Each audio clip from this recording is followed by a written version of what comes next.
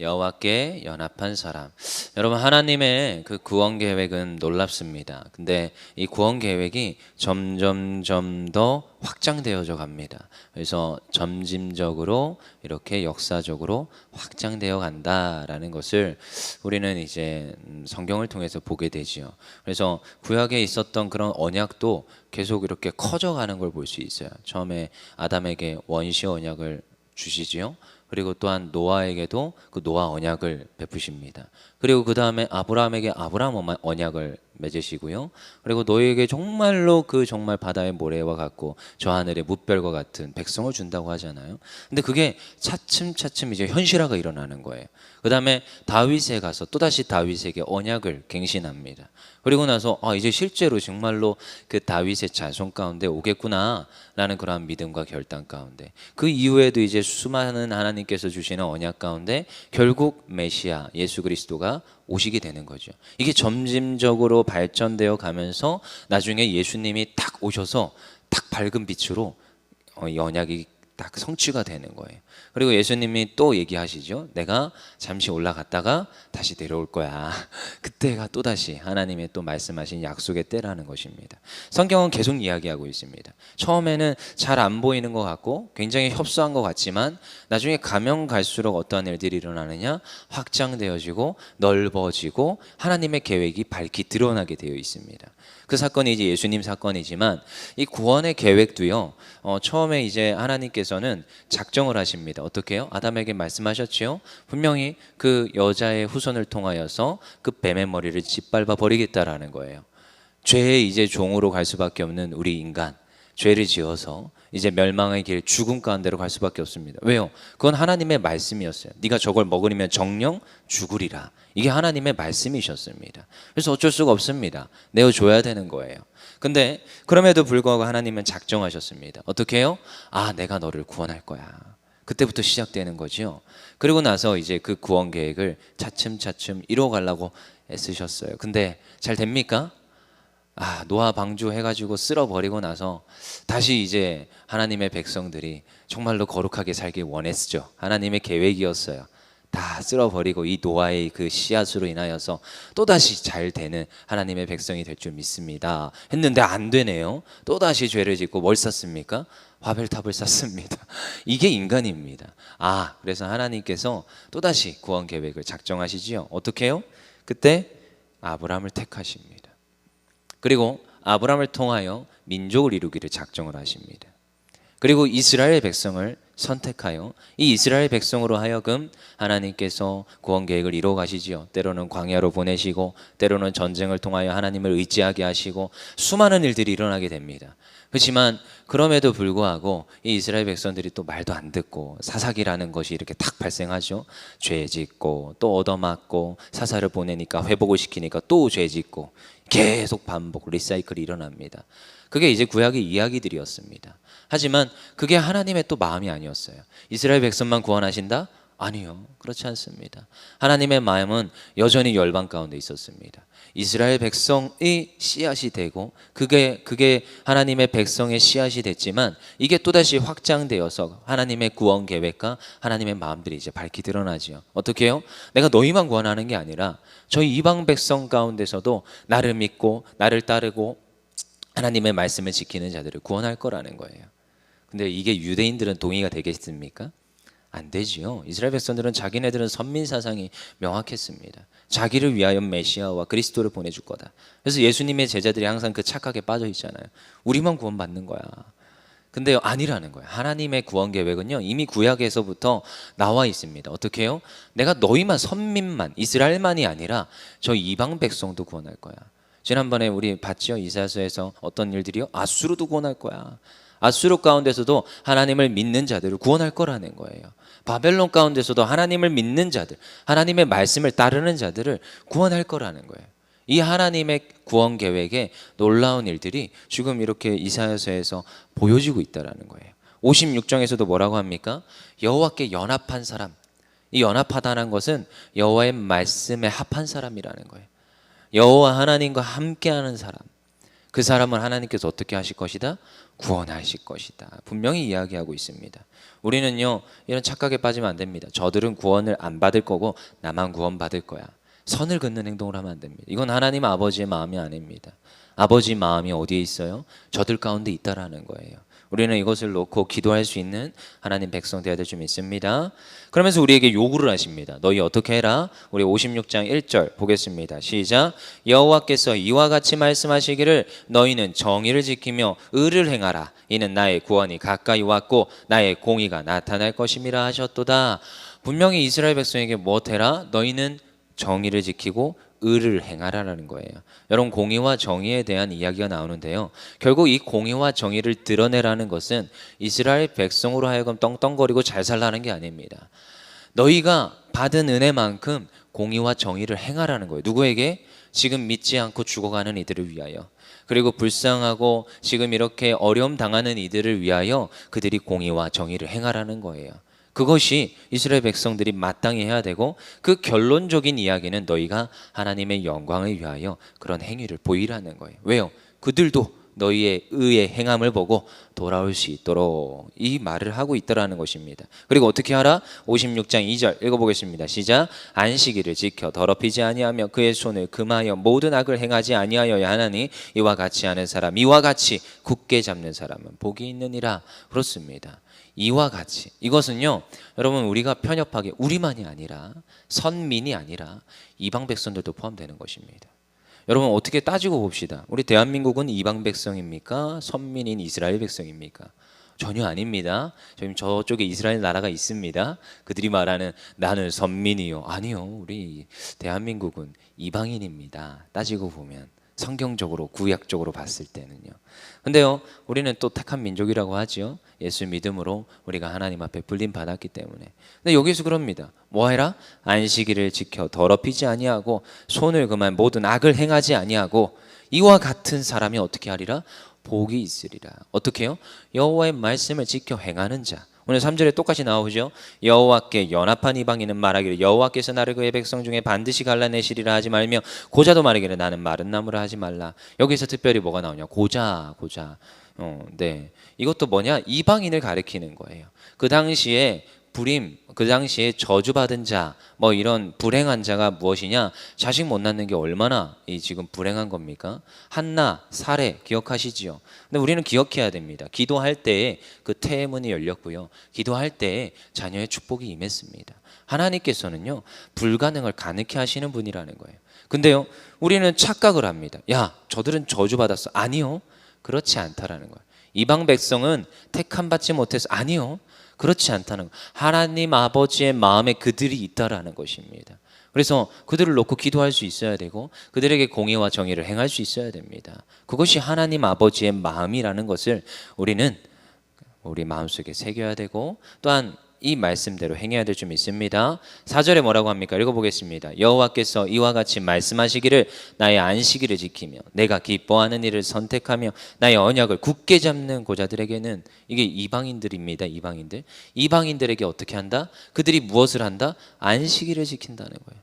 이게 특별히 계속 등장하고 있습니다. 2절에서도 나오죠. 안식일을 지키는 자. 4절에서도 안식일을 지키는 자. 또 6절에서도 안식일을 지키는 자. 안식일을 지켜 더럽히지 아니하는 자. 이게 계속 이야기가 되고 나오고 있습니다. 여러분, 그만큼 중요하지요. 특별히 안식일은 구약적 사상에서는 저희가 월, 화, 수, 목, 금, 토 하면 토요일입니다. 원래가. 왜냐하면 우리가 예수님의 때 성금요일을 생각해 보면 알아요. 예수님이 십자가에 못 박히셨지요. 근데 이제 그 다음 날에 안식일 6월절이므로 어떻게 합니까? 예수님을 내리지요. 그러니까 금요일 날 달리시고 다음 날이 뭐예요? 6월절이죠. 그러니까 6월절을 지키는 날이 뭐냐? 안식일을 지키는 날이 언제냐? 토요일입니다. 구약적 개념에서는. 근데 이제 주일이라는 개념은 신약에 와서 생기는 거예요. 부활하시고 다음 날 지키기 시작한 것이 주일적 개념이었습니다. 왜냐하면 주일날 모이기 시작했거든요. 부활한 그 날, 기쁨으로 우리가 모여서 예배하자. 그리고 성찬을 떼고 하나님 앞에 포도주를 마시면서 정말 그러한 모습들이 이 신약에서 등장하게 되는 건데요. 그러고 나서 이후에는 우리가 주일날 모이기를 힘썼습니다. 그러니까 구약적 개념에서는 이게 안식일인데요. 특별히 왜 안식일을 자꾸 강조합니까? 여러분 이게 답니다, 사실. 신앙인이 신앙의 모습을 드러내는 것은요, 안식일을 어떻게 지키느냐가 굉장히 중요합니다. 저는 어릴 때부터 어머님이 다른 데서는 항상 내 편. 제 어머니는 항상 제 편이에요. 아버지는 좀 무서운 분, 좀 집안의 규율을 담당하시고 윽박 지르시고 혼내시고 막 이런 분이었거든요. 항상 어머님은 제 편, 엄마는 제 편. 어떤 일이 있어도 결코 저를 혼내지 않는 분. 네, 매를 들지 않았어요. 딱 한 번 매를 한 번 들은 적이 있었는데 뭐 손바닥 한 두세 대 때렸나요? 눈물을 흘리면서 그랬던 기억이 있는데, 아무튼 결코 저를 혼내지 않았어요. 근데 딱 두 가지에서 혼냈어요. 첫 번째 죄의 성수, 두 번째 11조. 딱 요거 두 개는 항상 관여를 하셨어요. 이건 제 편이 아니에요. 어느 순간에도 용돈을 받았습니다. 11조를 안 했어요. 발각이 됐다. 아버지한테 갈 필요가 없습니다. 어머니 선에서 탁 커트가 됩니다. 바로 집합. 왜 이렇게 우리 집은 집합이 많은지요? 아무튼 무엇입니까? 안식일 항상 강조하고 강조했습니다. 너가 정말로 주일 성수는 지켜라. 근데요, 그때 그렇게 교육을 받고 그렇게 어머니가 나무라시던 것을 기억을 해보면 왜 이게 신앙에서 왜 중요한지를 알겠더라고요. 이 주일 성수가 일단 타협이 되는 순간 더 이상 그 신앙이 유지가 되지가 않습니다. 굉장히 중요합니다. 하나님의 것, 아니요 물질이라고요? 아니요, 하나님께 드리는 시간입니다. 하나님께 내가 11조로 내어드리는 시간일 수 있어요. 그게 주일 성수의 개념입니다. 그리고 하나님 앞에 나와서 영으로 체험받는 시간이고요, 하나님 앞에서 진정한 영적 쉼을 누리는 시간이에요. 그래서 주일 성수를 이렇게 조금만 타협하는 사람들은요, 신앙생활 잘 못하게 되어 있습니다. 반드시 그렇게 되어 있습니다. 근데 그럼에도 불구하고 뻘뻘뻘뻘 되지만 잘 열심히 섬기지도 못하고 열심히 이것저것 하는 것 같지도 않지만 주일 성수만 잘 지켜도 정말로 그 신앙이요, 여전히 끝끝내까지 길게 가는 것을 전 수없이 많이 봤습니다. 그래서 주일 성수 어떻게든 간에 생명 바치라는 거예요. 여기서 계속 나오죠. 안식일을 지키는 것. 이방인이 하나님께 돌아와 하나님 영광 돌리는 것에 가장 기본되는 거는요, 안식일이었어요. 안식일. 그가 안식일을 어떻게 지키느냐 계속 이야기하고 있더라는 것입니다. 그만큼 중요합니다. 그래서요, 우리도 정말로 생명 바쳐 주일 성수 하나님께 드리는 그 시간을 하나님 앞에 드려야 될 줄 믿습니다. 그리고 6절에 뭐라고 합니까? 읽어보겠습니다. 시작. 또 여호와와 연합하여 그를 섬기며 여호와의 이름을 사랑하며 그의 종이 되며 안식일을 지켜 더럽히지 아니하며 나의 언약을 굳게 지키는 이방인마다 어떻게 하라고요? 그 언약을 굳게 지킨다는 거예요. 하나님 주시는 그 약속의 말씀을 지킨다는 것입니다. 근데요, 여러분, 이것은 선후가 잘 돼야 됩니다. 내가 열심히 지켜서 하나님이 복을 주신다? 아니요. 사실은 믿음으로 하나님께 내어드리는, 그 마음을 내어드리는 거지만 그 언약을 신실하게 붙잡고 끌고 가시고 성취해 주시는 분은 여호와 하나님이신 줄 믿습니다. 그래서요, 이 언약이라는 단어는요, 사실 언약의 의미를 알면 우리는 하나님께 감격과 감동이 있습니다. 여러분, 제가 자주 얘기하는 것 중에 하나가 우리가 지키는 약속과 하나님이 지키는 언약의 개념은 다르다고 했습니다. 제가 여기 있는 우리 앞에 있는 한영미 자매님과 약속을 했습니다. 근데요, 한영미 자매님이 그 약속을 깨뜨렸어요. 자, 그러면 저는 그 약속을 지킬 의무가 있습니까? 없습니까? 없습니다. 왜요? 한쪽에서 파기를 했으니까. 전 그걸 안 지켜도 저는 군소리를 안 듣습니다. 오히려 저는 나무라겠지요. 왜 약속을 안 지켰냐? 아마 한 1년 갈걸요? 근데 하나님에 대한 언약적 관점에서는 전혀 그렇지가 않습니다. 내가 하나님의 약속을 때로 안 지킬 때 있습니다. 왜요? 죄인이기 때문에. 여전히 육신을 입고 있으면 죄의 요소가 있습니다. 그래서 때로는 너가 이 말씀 지켜야 돼 하는데 여전히 또 죄 짓고 여전히 하나님 앞에서 죄악을 범하기도 일쑤입니다. 근데요, 그럼에도 불구하고 또 와서 엎드리는 거예요. 하나님, 죄송합니다. 하나님. 자, 근데요, 하나님 입장에서 우리 약속의 개념을 한번 하나님 앞에 들이밀어 봅시다. 근데요, 한번 약속을 어겼잖아요, 사람이. 근데 하나님 그 약속을 지킬 의무가 있어요, 없어요? 어떻게 보면 우리 약속에 대한 개념으로는 지킬 의무가 없잖아요. 근데 하나님은요, 또다시 그 언약을 지켜가십니다. 왜요? 또 와서 엎드리고 또 와서. 그래서 제가 계속 얘기하죠. 하나님의 긍휼을 구하라. 그러면요, 하나님은 또다시 그 언약을 성취해 가십니다. 왜요? 그게 하나님의 언약입니다. 나의 어떠함과 전혀 다르게. 하나님 저에게 약속하셨지요. 하나님 저에게 자녀의 축복을 더하신다고 약속했지요. 하나님 주세요. 하나님 제가 주시면 하나님께 바치겠습니다. 그게 한나의 기도였습니다. 하나님 그게 부르짖는, 그 언약을 붙잡고 부르짖는 하나님의 백성이었다라는 거예요. 그래서 그분의 그 언약을 믿고 나아가는 자들은 반드시 그 하나님께서 언약을 성취하시는 줄 믿습니다. 오늘 7절에 뭐라고 합니까? 읽어보겠습니다. 시작. 내가 곧 그들을 나의 성산으로 인도하여 기도하는 내 집에서 그들을 기쁘게 할 것이며 그들의 번제와 희생을 나의 제단에서 기꺼이 받게 되리니 이는 내 집은 만민이 기도하는 집이라 일컬음이 될 것임이라. 아멘. 이것이 하나님의 마음입니다. 어떻다고요? 내 집은 만민이 기도하는 집이 된다는 것입니다. 여러분 그렇습니다. 여호와 하나님의 구원의 계획은 협소하게 우리만이 아닙니다. 여전히 저 세계 열방을 두고 기도하고 계시더라는 거예요. 하나님 아버지의 마음은 세계 열방에 있습니다.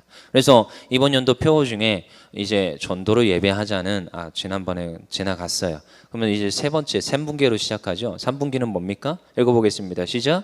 선교로 예배하자. 그렇죠? 원래가 요 시즌에 선교를 나가야 되는데 사실은 코로나 때문에 못 나가고 있지요. 그럼에도 불구하고 우리의 지경을 확장하여서 우리가 이 땅만 보는 게 아닙니다. 우리가 이 교회만 보는 게 아닙니다. 우리가 내 가정, 내 삶만 보는 게 아닙니다. 하나님의 마음은 여전히 저 열방 가운데 있습니다. 여러분이 안 하셔도 어차피 하나님의 일들은 이루어 갑니다. 하나님은요, 선교를 이루어 가십니다. 땅 끝까지 이르러 복음이 전파되어야 하리니 그제서야 예수님이 오신다고 약속하셨습니다. 여전히 지금도 복음이 들어가지 않은 곳에 그곳을 위하여서 그들의 말로, 그들의 언어로 성경을 번역하고 있습니다. 지금 여전히 세계 복음화는 이루어지고 있습니다. 이 코로나 시국에도.